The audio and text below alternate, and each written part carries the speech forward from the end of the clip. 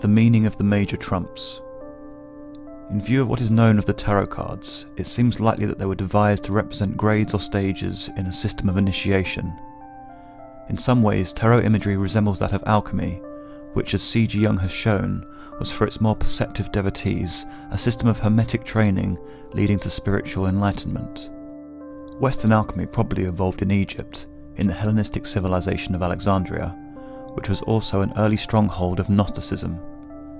If this is so, then the alchemical treatises and the tarot cards are both examples of the secret language of symbolism which initiates of all ages have devised to instruct their disciples and confound the profane. These arcane doctrines have received much fresh scrutiny in modern times as a result of Jung's discovery that the works of the alchemists concealed a sophisticated system for the attainment of psychic integration, which was remarkably similar to the stages of his own process of individuation.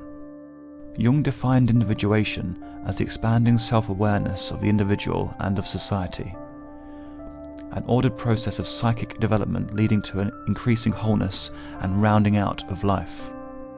The urge towards maturity can take two forms, he believed. First, there is a natural process of growth which takes place in every living thing and which occurs in man without his conscious direction or control.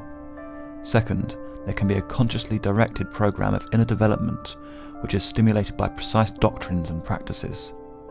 The second kind of individuation process differs from the first in that the conscious mind monitors what is happening and strives to manipulate the life stream into channels which will further its own psychic development. To take up the challenge of directed individuation requires courage and determination. It is an heroic adventure, the age-old quest of the hero which appears in every culture under the guise of myth and legend. Temptations will constantly be encountered, agonizing choices frequently required, vigilance always called for. The perils and rewards of this quest are surely what the tarot is concerned with. Each of the 22 major trumps describes a stage in the journey of life, which is crucial in some way. Only by solving the riddle which each card in turn presents, can the way ahead be opened up and the development of the personality taken further. According to Jung, the individuation process encompasses the whole of life, but falls naturally into two halves. The first half is concerned with the individual's relationship with the world outside himself. It is directed towards the development of the conscious mind and the stabilization of the ego. The second half reverses this process and confronts the ego with the depths of its own psyche, seeking to establish links with the inner self, the true center of consciousness. The two phases oppose one another, yet are complementary. The first half of life can be thought of as solar in nature, as it is outward turning, active, positive, expansive. The second half is lunar in nature, being introspective, meditative, and passive in its relationship to the physical universe. If we examine the 22 tarot trumps with this in mind, we find that they fall naturally into two groups, with the Wheel of Fortune significantly at the midpoint. The turning point between one half of life and the other is of critical importance.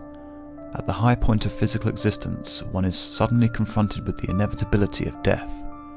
As Jung himself has said, at the stroke of noon, the descent begins, and the descent means the reversal of all the ideals and values that were cherished in the morning. The cards dealing with the first half of the life cycle commence with the unnumbered card, the Fool, and end with the Wheel of Fortune. The Fool can be seen as the newly born child entering the world, pure, innocent, and unaware of itself as a separate entity. It is still enveloped in the folds of the unconscious. The second card, the Magician, symbolizes the dawning of self-awareness and the emergence of the individual ego. Man is shown wielding the magical weapons of consciousness, with which he will conquer the world. The next four cards, the High Priestess, the Empress, the Emperor, and the High Priest, allude to the four powers that the infant ego is subject to, male and female, material and spiritual. These cards might also be said to refer to the channels through which the individual relates to his surroundings, the four Jungian functions: intuition, feeling, sensation and thought. Card 6, the Lovers, indicates the first decisive choice in life, the rejection in adolescence of one's family in favour of a mate. With this card, the individual becomes responsible for his actions and thus for his destiny. Next we see the Chariot, signifying the need for successful adaptation of the laws of society and the construction of a safe vehicle or persona in which to proceed through the world. Justice coincides with the onset of physical maturity and indicates that until now, the individual's development has been one-sided, the conscious aspect having been developed at the expense of the unconscious. The time has come when the balance must be redressed if psychic stagnation is to be avoided. Justice is the voice of conscience.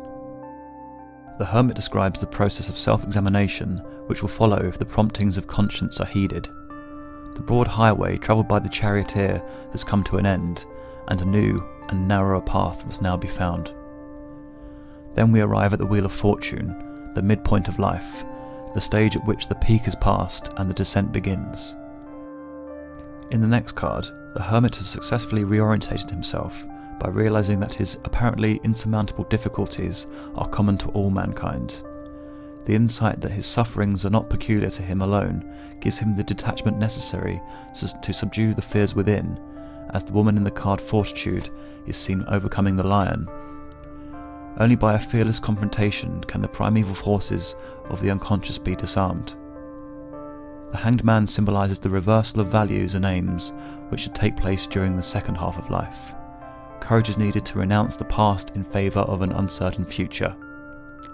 But the sacrifice must be made for psychic progress to continue. The next card, Death, is sometimes entitled Transformation, as it points to a transformation of consciousness which must now take place. The ego must be transcended, the death of the old self must be sought in order that the energy locked within it might be released and directed towards the maturation of the higher self. Temperance reveals that the sacrifice of the demands of the ego has resulted in a renewal of contact with the powers of life. The greatest challenge of the quest, the descent into the underworld in search of that which was lost, has ended in victory. Consciousness is in communion with the unconscious, and the imbalance shown earlier by justice is being redressed. The Devil indicates that the dangers of the journey are not yet over, however. The forces of the unconscious have been released, and the seeker must either submit to the mindless powers of instinct or else absorb and transmute them into a higher and positive form. The reverse side of the devil, Satan or the Demiurge, is the glorious angel Lucifer, the Lightbringer. The next card, the Tower, graphically describes the gift of Lucifer. His light is the fire of enlightenment which descends like a flash of lightning, destroying everything in its path which is not compatible with its own nature. It is the surge of power which is felt when the psychological blocks between the lower and higher selves are removed, and the light of God irradiates the personality. The star is a symbol of higher consciousness, the evening star which will act as a guide during the darkness which must follow the blinding brilliance of the divine lightning bolt. The moon symbolizes the great trial which must be gone through, the dark night of the soul which follows the withdrawal of the inward light, and everything is seen as an illusion. The test here is one of faith. The sun represents the reconciliation of the opposites, the coming together of the mortal and immortal selves. This card is analogous to the marriage of the royal brother and sister in alchemy. The night is past and a new day is dawning. Judgment shows the rebirth of the integrated self, therefore figures are seen rising from the dead on the day of judgment. The world is a mandala, the androgynous figure dancing within an encircling wreath being a symbol of psychic wholeness, which expresses in its symmetry the complete order and fulfillment of the mature psyche.